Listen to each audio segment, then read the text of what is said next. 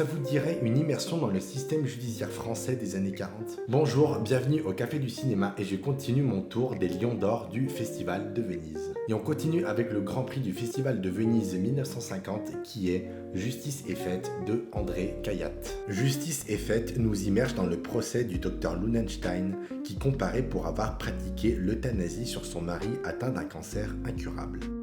Et nous allons suivre ce procès du côté des jurés et de voir leur vie privée. Justice est faite est le premier film d'une trilogie consacrée au fonctionnement du système judiciaire qui continuera ensuite avec Nous sommes tous des assassins, sorti en 1952, et Avant le déluge, sorti en 1954.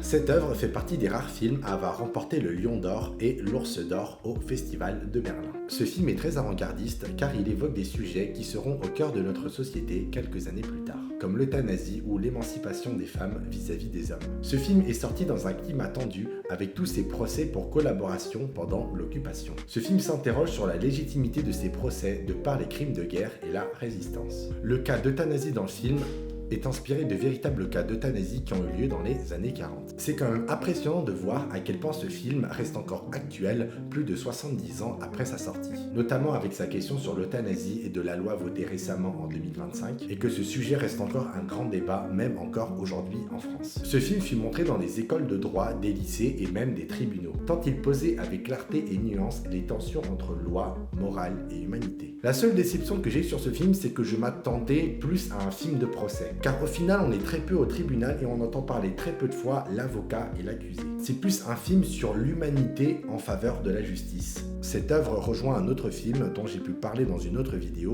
il y a quelques mois et dont Justice est faite a servi d'inspiration, qui est Je le jure de Samuel Deis, et dont l'histoire est assez similaire. Les deux sont une immersion dans le système judiciaire français et doivent juger une affaire complexe tout en faisant preuve d'impartialité et d'humanité. Ce que Justice est faite nous fait poser comme question est: est-ce qu'une justice rendue par des êtres humains imparfaits peut-elle être juste? Car dans le film, nous sommes plongés dans la vie privée de ces jurés et que comme tout le monde, ces gens-là ont de la méchanceté et des défauts. Voilà, c'est sur cette remise en question de la justice française que je vous invite à découvrir Justice est faite de André Cayatte. Pour ma part, je vous souhaite une bonne journée et j'espère vous revoir bientôt au Café du Cinéma.